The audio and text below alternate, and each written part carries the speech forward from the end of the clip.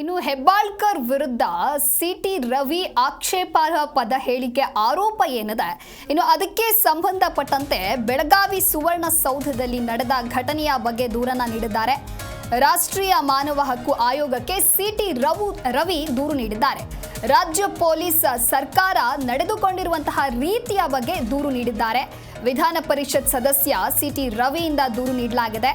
ಹೆಬ್ಬಾಳ್ಕರ್ ವಿರುದ್ಧ ಸಿಟಿ ರವಿ ಅಶ್ಲೀಲ ಪದವನ್ನ ಬಳಕೆ ಮಾಡಿದ್ರು ಎನ್ನುವಂತಹ ಆರೋಪಕ್ಕೆ ಸಂಬಂಧಪಟ್ಟಂತೆ ವಿಧಾನ ಪರಿಷತ್ ಸದಸ್ಯ ಸಿಟಿ ರವಿಯಿಂದ ಇದೀಗ ದೂರು ನೀಡಲಾಗಿದೆ.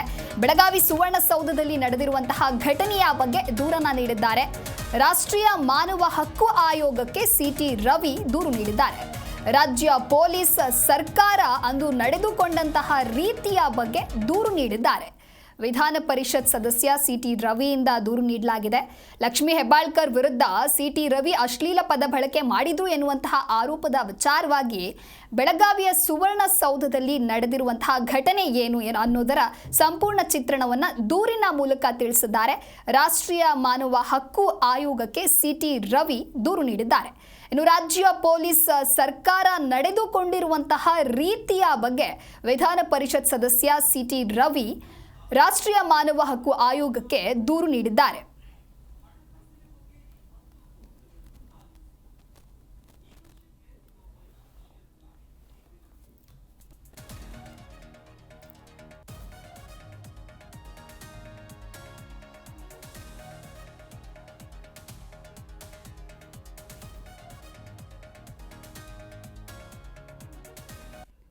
ಈ ಕುರಿತು ಹೆಚ್ಚಿನ ಮಾಹಿತಿಯನ್ನು ನೀಡಲಿದ್ದಾರೆ ನಮ್ಮ ಪ್ರತಿನಿಧಿ ಜನಾರ್ದನ್ ಹೆಬ್ಬಾರ್ ದೂರವಾಣಿ ಸಂಪರ್ಕದಲ್ಲಿ. ಸುವರ್ಣಸೌಧದಲ್ಲಿ ನಡೆದಿರುವಂತಹ ಪ್ರಕರಣಕ್ಕೆ ಸಂಬಂಧಪಟ್ಟಂತೆ ಸಿಟಿ ರವಿ ಅವರು ಅಶ್ಲೀಲ ಪದ ಬಳಕೆ ಮಾಡಿದ್ರು ಲಕ್ಷ್ಮೀ ಹೆಬ್ಬಾಳ್ಕರ್ ಅನ್ನುವಂತಹ ವಿಚಾರವಾಗಿ ಆ ಆರೋಪಕ್ಕೆ ಸಂಬಂಧಪಟ್ಟಂತೆ ಸಿಟಿ ರವಿ ಇದೀಗ ದೂರನ್ನ ನೀಡಿದ್ದಾರೆ. ಈ ಕುರಿತು ಹೆಚ್ಚಿನ ಅಪ್ಡೇಟ್ಸ್ ಏನಿದೆ?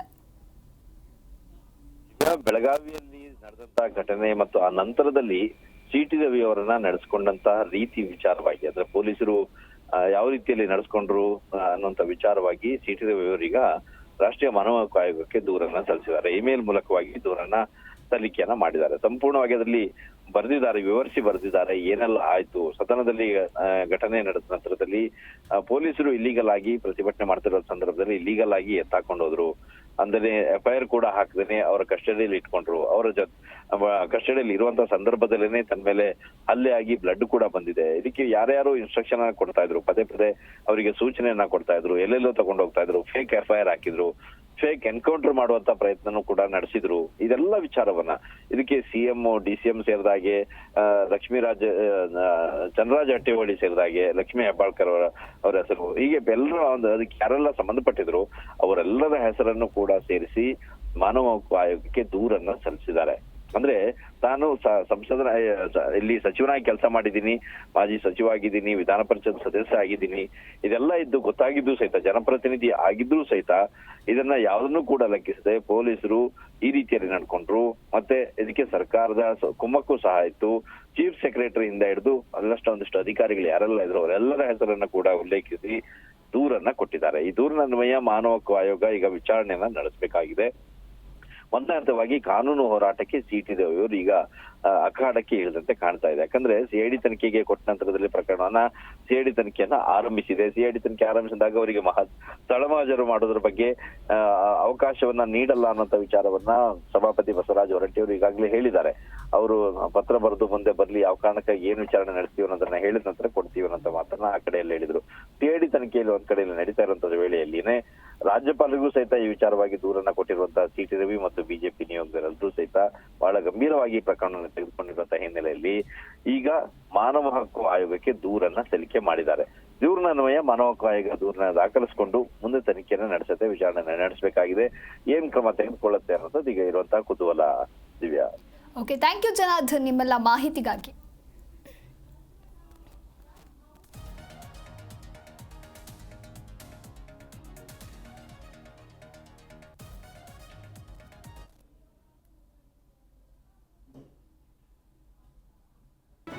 ಜಿ ಕನ್ನಡ ನ್ಯೂಸ್ ಈಗ ನಿಮ್ಮ ಮನೆಯಲ್ಲೇ ನೋಡಿ. ಎಲ್ಲ ಕೇಬಲ್ಗಳಲ್ಲಿ ಈಗ ಲಭ್ಯ. ನಿಮ್ಮ ನೆಚ್ಚಿನ ಜಿ ಕನ್ನಡ ನ್ಯೂಸ್ ಈಗ ಸನ್ ಡೈರೆಕ್ಟ್ ನಲ್ಲಿ number 292, Tata play number 1664, Jio TV number 1334, NXT digital number 30, in cable number 30, city networks 51, U digital number 162, GTPL number 17, Rockline telecommunications number 42, Shri Basaveshwara cable number 168, rural cable network 60, Vinayaka digital 57, Abhishek cable 821, city channel 53, Siddeshwara cable network 57, V4 digital Infotech 628, Surya digital networks 53, Gajanan digital number 836, Malnad infotech private limited number 56, Metrocast number 830, victory digital number 167ರಲ್ಲಿ ನೋಡಿ ಆನಂದಿಸಿ.